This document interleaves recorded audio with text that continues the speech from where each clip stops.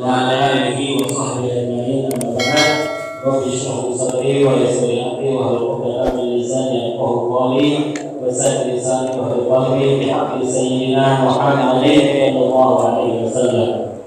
وقال المصنف رحمه الله تعالى ونفعنا به وبعلومه وبسائر الصالحين من الدارين إلى قال فصل والأضحية سنة مؤكدة إلى آخره. Bismillahirrahmanirrahim. Hadirin jamaah musholat Muhammad Miftahul Huda yang dirahmati oleh Allah Subhanahu wa taala. Alhamdulillah. Kita bersyukur kehadirat Allah yang begitu banyak memberikan kita nikmat sehingga dengan nikmat tersebut alhamdulillah hingga saat ini kita diberi oleh Allah Subhanahu wa taala kita kumpul di tempat yang mulia ini dalam rangka pengajian rutin setiap malam Kamis dengan harapan mudah-mudahan apa yang disampaikan oleh guru disebutkan walaupun itu sunnatun muakkadah. Adapun mudhiah itu merupakan sunnah yang sangat dianjurkan. Jadi sunnah itu ada dua, ada muakkad, ada ghairu muakkad.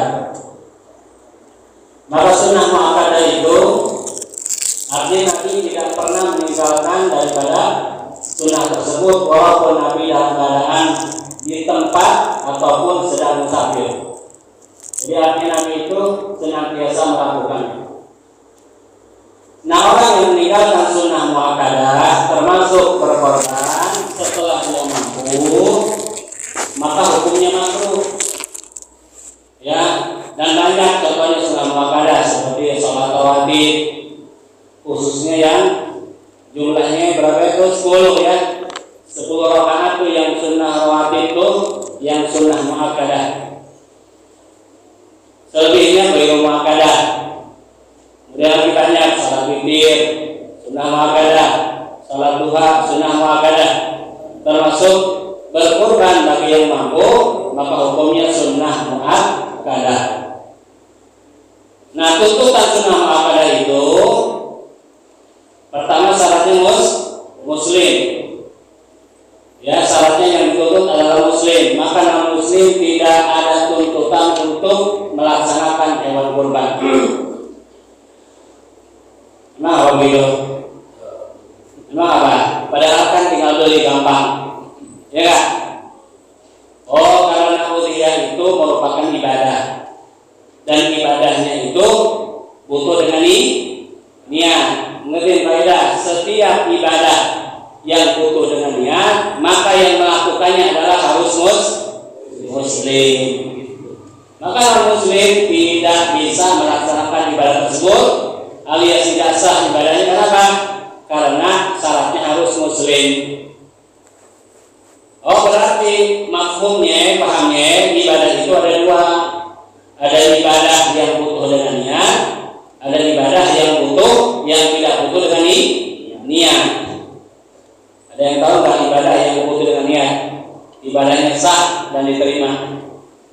Sholat butuh niat.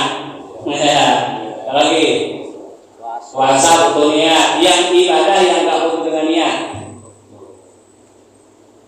Nah, setiap ibadah yang nggak butuh dengan niat, maka non muslim pun dapat manfaatnya, gitu. Ya nggak? Seperti apa tuh?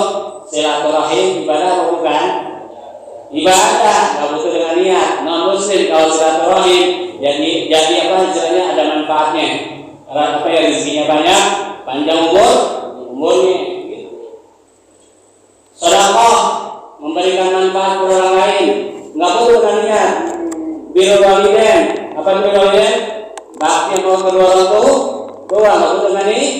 Maka orang muslim pun kalau dia bakti orang tua dapat manfaatnya, cuman hanya di dunia, tidak sampai di akhirat.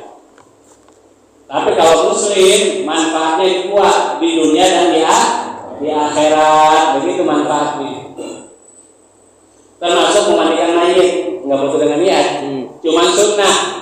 Ya, niat memandikan, hukumnya wajib memandikan mayit, tapi niatnya seandainya non muslim yang memandikan, boleh kan?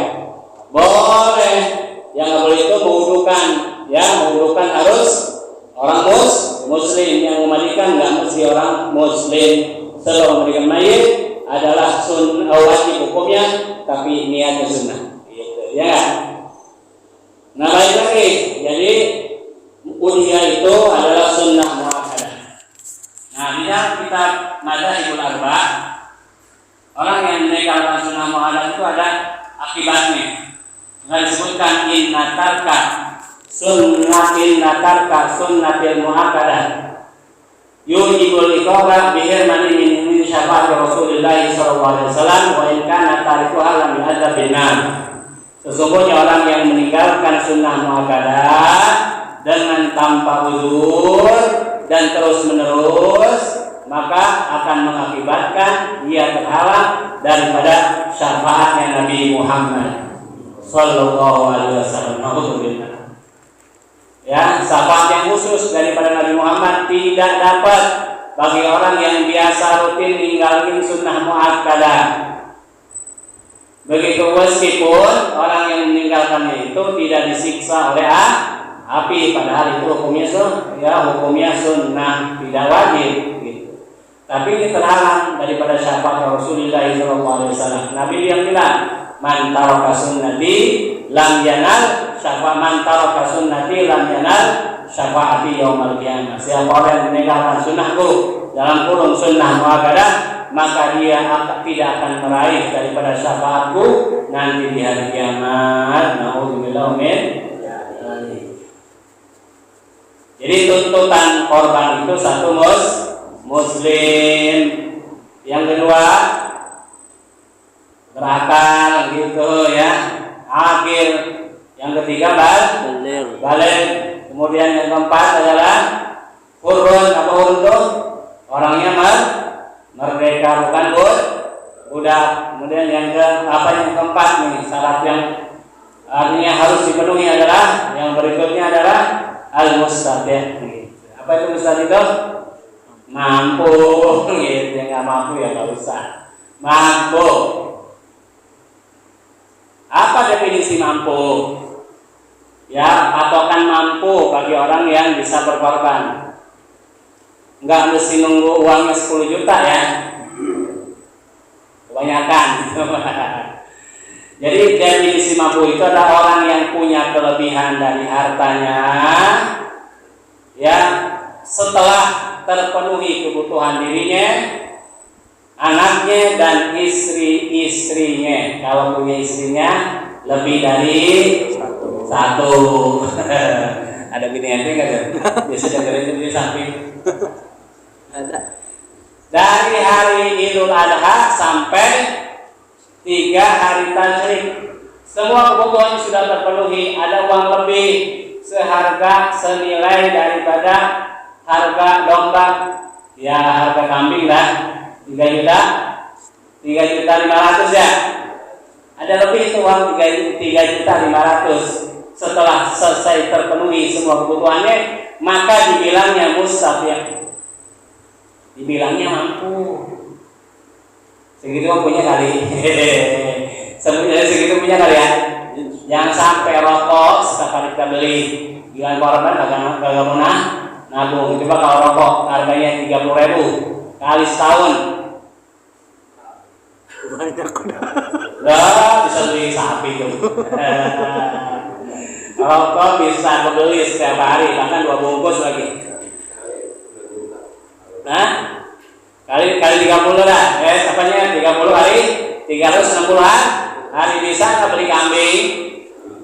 Bisa gitu. Giliran korban nggak bisa. Kenapa? Nggak punya duit. Itu apa Anda bisa beli itu rokok? Padahal rokok itu kagak dimakan ya. Ya, diisap juga kagak dikeluarin itu doang. Kalau diisap tuh asapnya dimasukin dalam terus dikeluarin.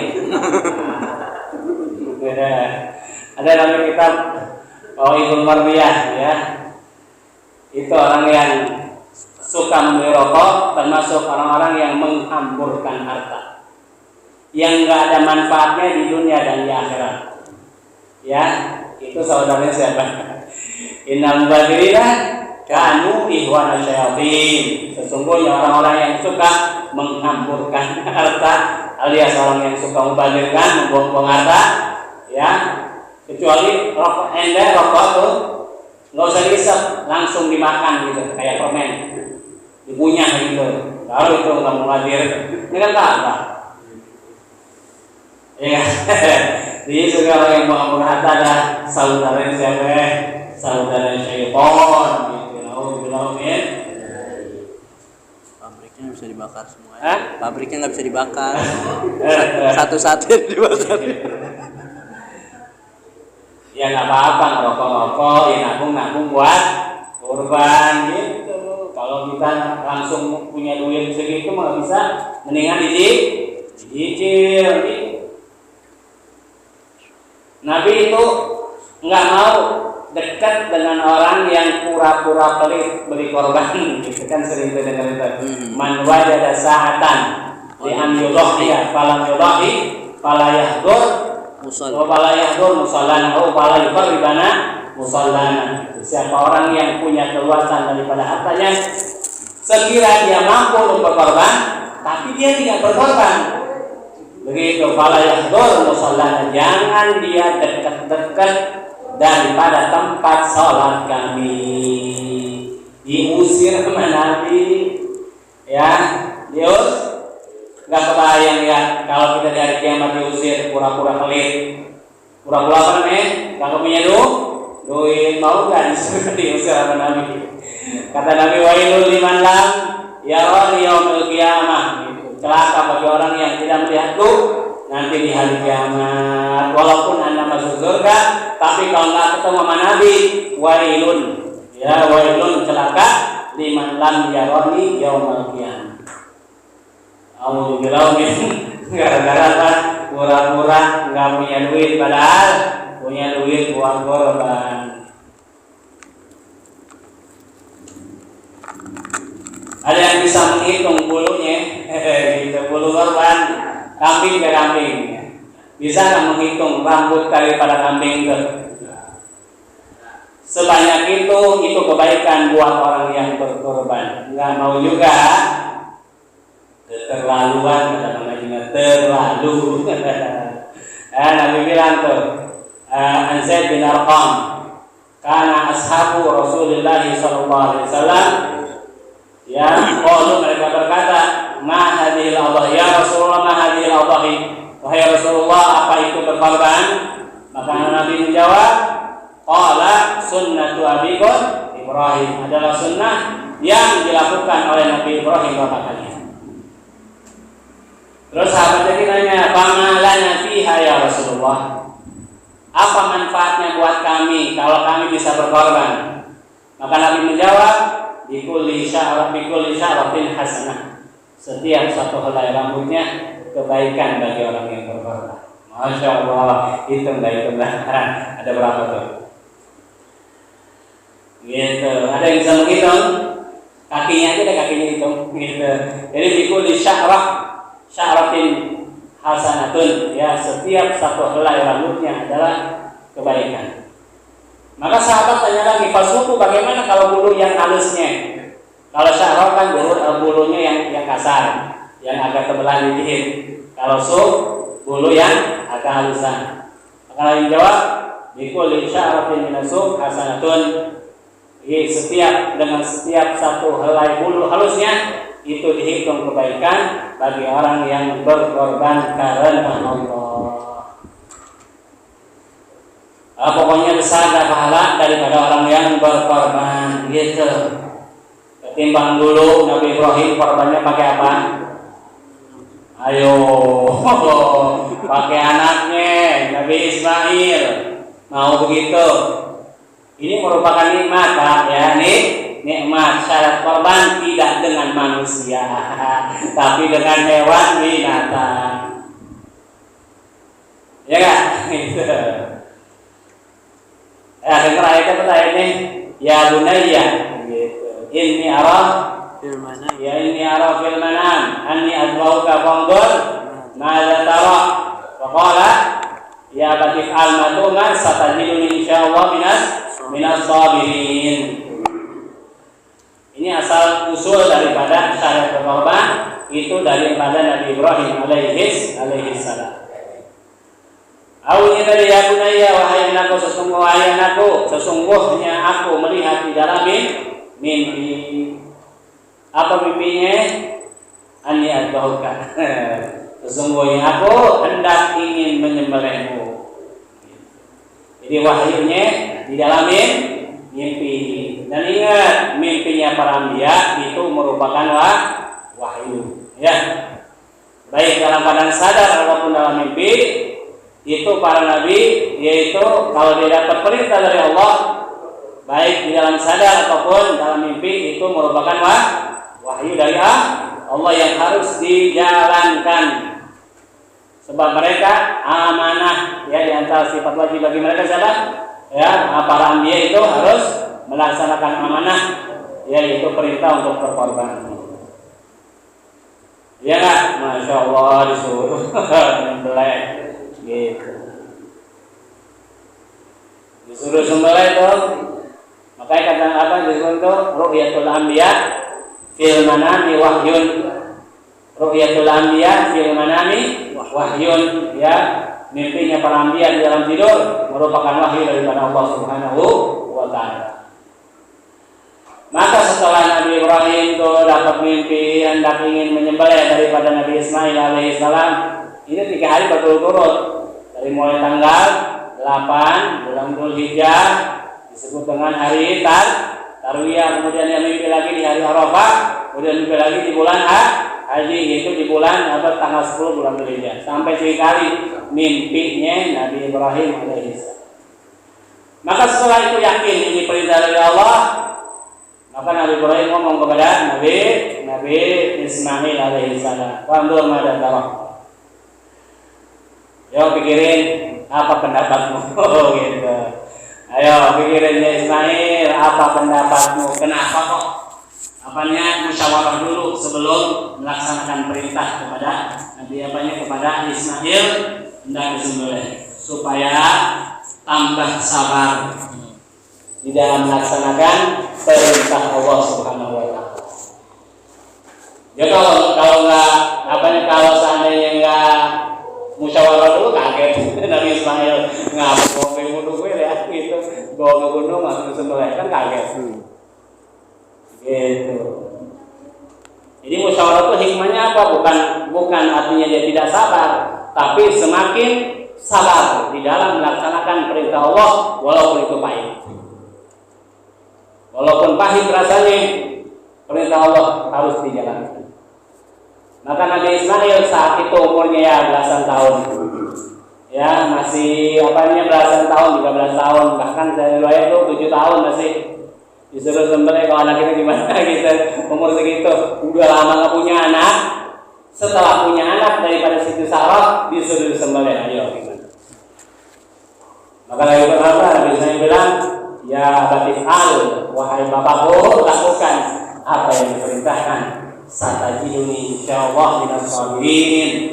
Maka engkau akan mendapati aku orang-orang yang bersabar di dalam melaksanakan perintah Allah. Begitu. Ada namanya kitab Al-Jami'ul Ahkam. Sebenarnya itu disebutkan di situ itu Nabi Ibrahim Allah memerintah Nabi Ibrahim untuk hendak menyembelih daripada Nabi Ismail, karena Nabi Ibrahim itu ada kecenderungan cinta dengan Nabi Ismail, ya kan?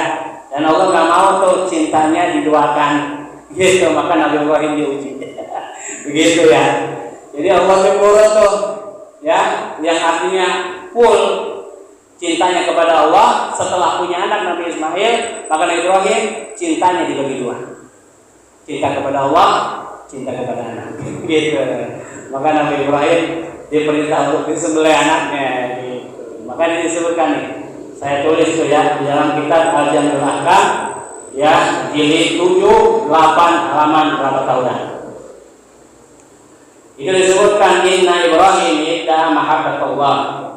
Sesungguhnya Nabi Ibrahim mengaku cinta kepada Allah. Sumana berilah waladi, kemudian dia memandang kepada anaknya dari mahabbah dengan pandangan cinta. Jadi cintanya dibagi 2. Malam ya kalau habis maka Allah nggak rela. Ya, Allah nggak rela cintanya dibagi dua, mahabbatan musyarikah, cintanya disekutukan alias didoakan. Faqila lahu, maka Allah bilang kepada Ibrahim, ya Ibrahim, idbah waladak, gitu, Ibrahim, sembelih kau punya anak. Fi mardati, di dalam meraih cintaku. Jangan sampai Nabi Ibrahim cintanya dibagi dua. Fasyammara, ya, kemudian Nabi Ibrahim bersungguh-sungguh, wa akhadha sikina, dan beliau mengambil daripada pisau, wa tajah, dan kemudian beliau membalikan daripada walada anaknya. Sumaqala, kemudian bilang, Allahumma taqabbalhu minni fi mardati, ya Allah, terimalah dari saya di dalam meraih ridhamu. Allahu ilaihi ya Ibrahim, maka Allah wahyu kepada Ibrahim. Ya Ibrahim, lam yakunil muradu dabha waladi, ya. Saya enggak maksud gitu.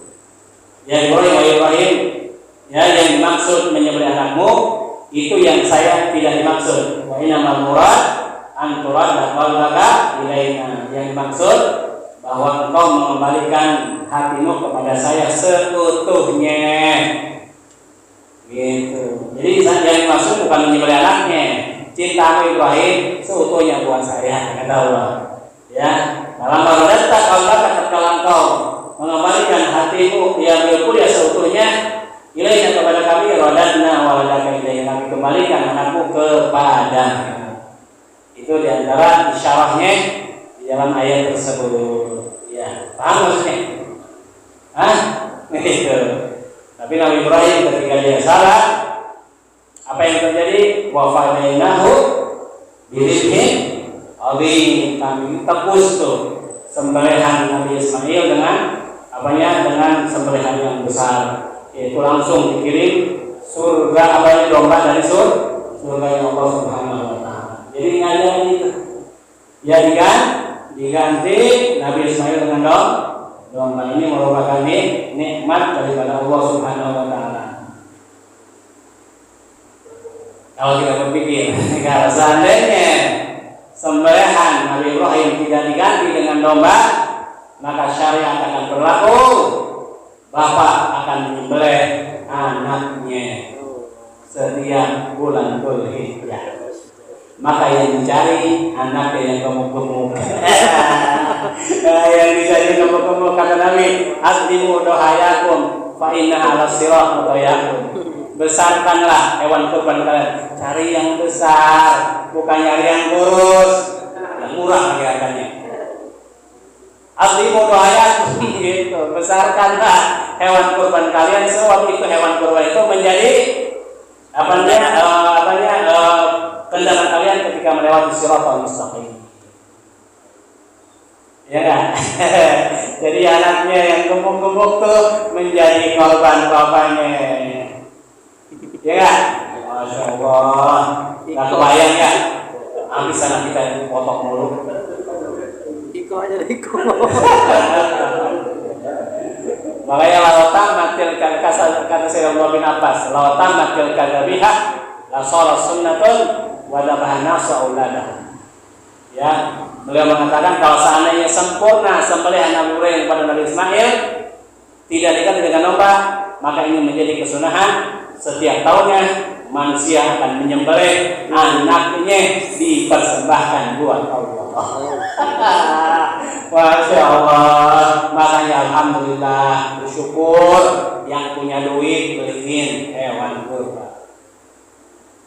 Gak jadi motong ikut. Ya gak jadi tuh motong manusia. Gitu ya. Maka Abu Hanifah tuh ditanya, seandainya kita nadar, saya nadar, ada yang nadar, saya nadar hendak ingin menyembelih anak saya, jadi enggak daripada sembelihan anaknya? Enggak jadi, cuma diganti dengan manusia, dengan domba. Apa ayatnya? Wa fadainahu bidzibhin adzim. Gitu. Jika seandainya nadar bapaknya ingin hendak menyembelih anaknya, maka nadarnya harus terjadi bukan dengan manusia, tapi dengan domba. Begitu. Gitu. Itulah pengorbanan Nabi, selamat ya. Gitu. pengorbanan luar biasa ujian Nabi Ibrahim ya untuk meraih ridhonya Allah Subhanahu wa taala. Dan apa bisa kita dengar tuh? Kalau apanya cinta itu butuh Pengorbanan. iya kan? Apa bahasa Arabnya? Ada yang tahu apa bahasa Arabnya? Al-mahabbah tahtaju ila tadhiyah. Iya, al-mahabbah tahtaju ila tadhiyah. Cinta itu butuh pengorbanan. Itu lihat Nabi Ibrahim. Walaupun harus menyembelih anaknya demi meraih cintanya Allah, harus dikorbankan. Ini kambingnya segitu. Lah, cinta betul dari mana? Nah, gitu ya. Gitu.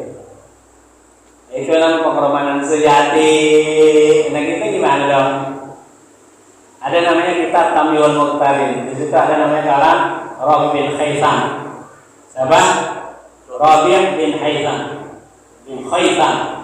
Ketika beliau hendak ingin menyembelih daripada hewan kurbannya di hari Idul Adha, dia ngomong begini, bukan Allahumma taqabbal, gitu ya. Wa izzatika wa zalalika, law alimtu ridhaka fi dhi nafsi la dabahtuha ilaika. Tahu artinya? Wa izzatika wa jalalika, demi kemuliaanmu dan keagunganmu, ya keagunganmu ya Allah, kalau seandainya saya tahu ridhomu di dalam menyembelih diri saya, la dabahtuha ilaika, sungguh aku akan menyembelih diri saya pada saat ini untuk meraih ridhonya Allah Subhanahu wa taala. Masya Allah, begitu ya, luar biasa.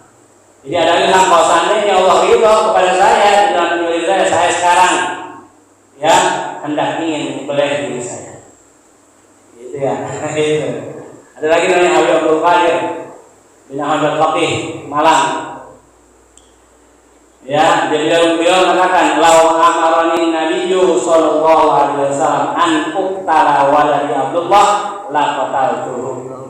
Kalau seandainya Nabi memerintahkan kepada saya di dalam mimpi, kayak Nabi Ibrahim ini, mimpi gitu menyembelih anaknya. Nabi ini nyuruh kepada saya, hendak ingin memerintahkan kepada saya untuk menyembelih daripada anak saya yang namanya Abdullah. Saya sekarang akan menyembelih daripada anak saya dan meraih cinta Nabi Muhammad sallallahu alaihi wasallam. Loh, ini pengorbanannya luar biasa. Luar biasa. Kalau nggak diuji maka kelihatan dong cintanya, ya kan? Ya harus diuji dulu, benar apa kata cintanya. Tahu kan kayu gahruk? Tahu kayu gahruk? Diapain itu? Ketonongi diapain? Bakar. Kalau nggak dibakar nggak tahuan wanginya. Bisa aja kayu jati lebih hebat daripada kayu gahruk gitu. Tapi kayu jati dibakar nggak ada apanya. Tapi kayu gahruk ketahuan wanginya apa? Dibakar, maksudnya diuji dulu, baru ketahuan wanginya. Ya kan? Kita ya sering begitulah. Serem lah gitulah. Ada yang syair gini, lau biyadil habibi saqaitu summan lakan sumu apa min yadihi yati. Kalau seandainya di tangan kekasihku itu yang saya minum adalah racun, maka racun itu di tangannya adalah penawarnya. Iya kan? Ngerti kan? Kata si perempuan yang lu minum racun sana. Kalau lu benar-benar cinta sama saya, benar enggak? Maka dia mengatakan, lau biyadil habibi saqaitu suman lakana sumu min yadihi yatibu. Kalau seandainya di tangan kekasih saya itu adalah yang saya minum adalah racun, maka sungguh racun itu di tangannya bukan racun, tapi apa? Penawarnya, ya kan? Wah ini baru cinta, ya kan? Baru cinta. Al-mahabbah tahtaju ila tadhiyah. Udah habis belum 10 menit nih? Belum masuk nih? Belum masuk? Apa lagi? Ya, ada yang tanyakan habis ini. Ada yang tanyain? Kita mau risah lagi ya. Masalah tuh, ada yang mau nanya nggak? Tokoh. Ya, ada yang nanya? Ini kita tinjau dari sisi tasawufnya. Itu Gitu. nggak sah ya? Maksudnya kita kurban untuk anak kita yang belum balik ya? Bukan nggak sah, artinya anaknya itu tidak ada tuntutan korban. Tapi tetap Ya, sah. kalau seandainya atas nama anak ya sah. Oh sah. Sah. Ya, atas nama anak itu sah. Tapi kan korban itu kalau dalam hukumnya kan sunnatul ain. Ya, perorangan. Ya, sunnatul ain perorangan. Bisa jadi sunnatul kifayah. Ya, itu dalam satu keluarga. Ya, makanya lau fa'alat udhiyata wahidun min ahlil bait, lau fa'ala udhiyata wahidun min ahlil bait kaffat anhum wa in pokoknya begini, kalau seandainya udhiyah itu dilakukan dalam satu rumah itu satu orang, ya maka cukup. Ya, meskipun walaupun mereka itu dituntut untuk korban. Tapi kalau mereka meninggalkan seluruhnya, maka hukumnya makruh setelah dia mampu. Ini sunnah kifayah bagi siapa? Dalam satu keluarga. Gitu ya. Bagaimana Ustaz kalau kita bapaknya yang korban, tapi pahalanya buat satu keluarga? Gini lah.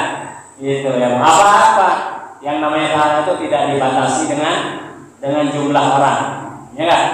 Gitu. Dia atas nama bapaknya, atau atas nama suaminya, korbannya dia niatkan, ya Allah, pahala korban buat saya juga, buat anak dan istri kita. Gitu. Boleh nggak gitu? Boleh. Gitu. Asal jangan disebutnya aja kambing buat 7 keluarga lah, kambing. Susah nanti dari kiamat gitu ya, dibuat dari kendaraannya kan. Oh, kebanyakan jadi gampang Pahala. Ya akekah barengan kurban. Gimana tuh? Gimana?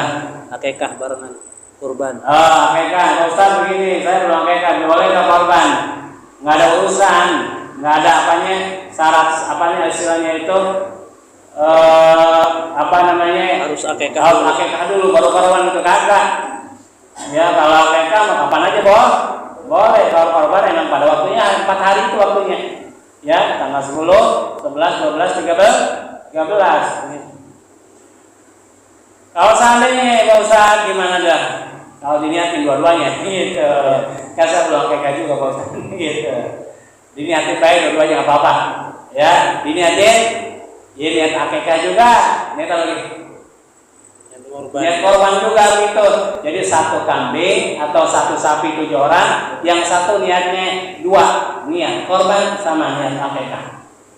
Boleh nggak? Boleh dua-duanya dan sah dua-duanya. Menurut siapa? Imam Romli. Ya, Imam Romli. Ini berlaku bagi orang yang nggak punya duit beli akekah gitu. Tapi orang kaya harus dipisahin. Korban lain, akekah lain. Sebab Ibnu Hajar kalau dia niat korban plus niat akekah, maka dua-duanya tidak sah. Ayo, ya. Kenapa? Akekah ibadah mustaqilah, ibadah yang tersendiri. Udhiyah juga ibadah yang tersendiri mustaqilah, maka tidak bisa digabung dua-duanya dalam satu waktu. Gitu ya. Dua-duanya mazhab Syafi'i, ya. Tapi ngerti bagi yang emang nggak mampu, emang kita yakin nggak mampu, ya beli kambingnya di hari raya Idul Adha, maka silakan niat akekah plus korban. Tapi yang punya duit lebih, akekah lain, korban juga lah lain. Paham ini? Paham. Atau dia niat akekah, niat korban buat orang meninggal dunia, boleh nggak? Boleh nggak? Nggak boleh kalau nggak ada wasiat. Kalau nggak ada wasiat, gitu ya. Maksudnya apa wasiat? Ya wasiat sebelum dia meninggal dunia. Dia bilang ini, kalau nanti punya duit, tolong saya korbani. Itu namanya ada wasiat. Ada wasiat sebelum meninggal dunia. Maka boleh atas nama orang yang meninggal dunia korbannya, sebab ada wasiat sebelum. Atau begini, kalau nggak ada wasiat gimana Pak Ustaz? Dia datang ke kuburan ziarah. Dia ngomong dia ngomong, Pak, saya niat ya ingin korban Bapak gitu ya. Tapi Bapak kan sebelum nggak ada wasiat, saya korbanin boleh kagak? Kalau ada jawaban boleh dari alam kubur terdengar oleh anaknya, maka itu boleh korban atas nama si mayit. Dan itu Kabur. dan terjadi. Itu disebut kitab di situ disebutkan. Kalau emang ada jawaban seperti itu, dia minta izin sama bapaknya, maka boleh dia korban atas nama orang meninggal dunia. Kalau nggak ada jawaban, maka tidak boleh atas nama orang yang sudah meninggal dunia. Yang boleh itu begini, anaknya atas nama anaknya, pahalanya buat siapa?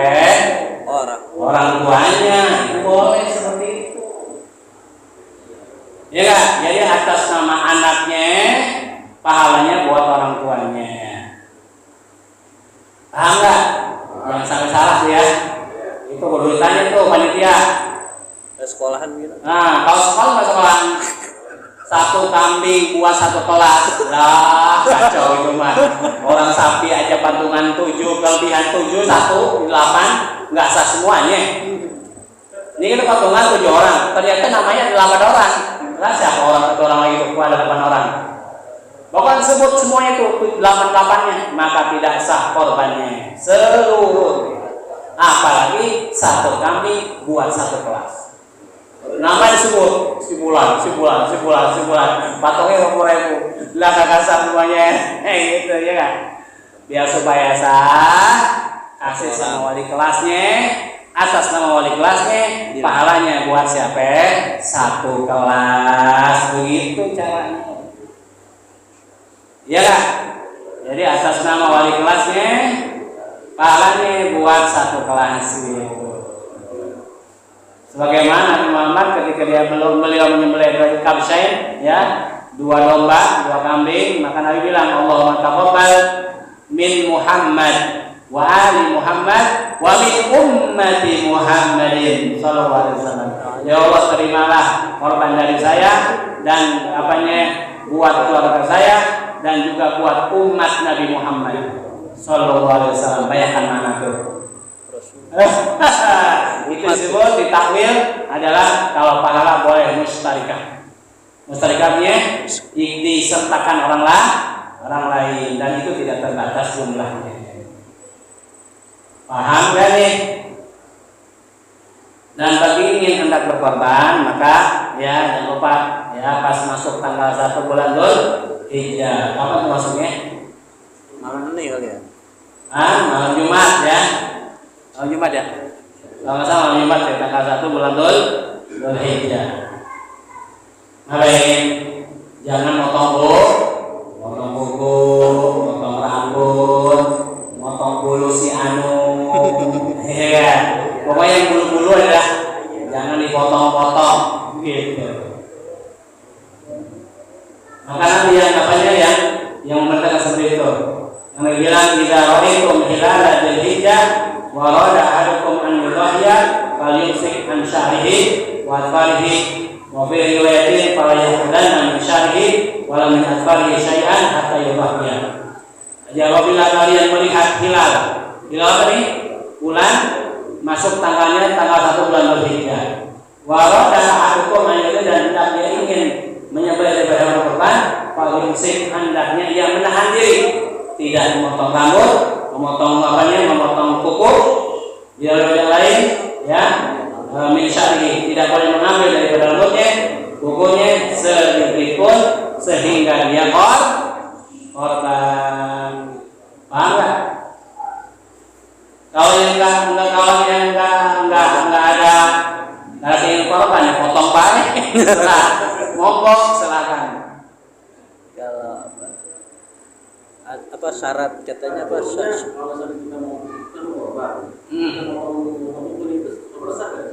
potong apa? Bisa, biasa tetap, cuman makruh, ya gitu ya, biasa korbannya. Emang apa hikmahnya? Wal hikmatu li syumulil maghfirah li jami'i dzalik. supaya mencakup ampunan di seluruh bagian-bagian daripada orang yang korban itu, sehingga termasuk kuku dan rambutnya dapat ampunan juga dari Allah gitu, ya kan? Ada apa syarat hewan mati itu kan kadang ada orang yang belum masih gerak-gerak udah diseret aja itu. Nah, ya pokoknya saat kita motong hewan ya tentunya 2 urat ya yang harus potong. Satu tenggorokannya, yang kedua yang di belakang tenggorokannya urat nari. Yang pertama kulku juga ya tenggorokan, yang belakang itu urat nari. Jadi 2 ini harus kepotong walaupun masih hidup lah, Lepek-lepek. Itu namanya hayatun apa namanya itu bahasanya itu memang akhir-akhir hidupnya dia gitu. Tetap sah ditarik ya itu di bahasa lain gitu. Atau dipotong kayak langsung putus sama putus begitu, nggak apa-apa boleh kan? Boleh, nggak apa-apa ya. Yang penting yang potong orang muslim. Baca bismillah. Lupa yang baca itu lah, aku takut kalau baca bismillah. Takbir, bismillah, Allahu Akbar, kemudian lagi ya salawat kepada Nabi, kemudian doa di situ. Ya. Itu kalau kita nyembelih dengan pakai apa namanya bismillah, insya Allah dagingnya berkah katanya. Insya Allah dagingnya berkah. Bahkan Imam Malik mewajibkan motong hewan kurban dengan membaca basmalah. Artinya kalau nggak baca jadi tangkeng itu.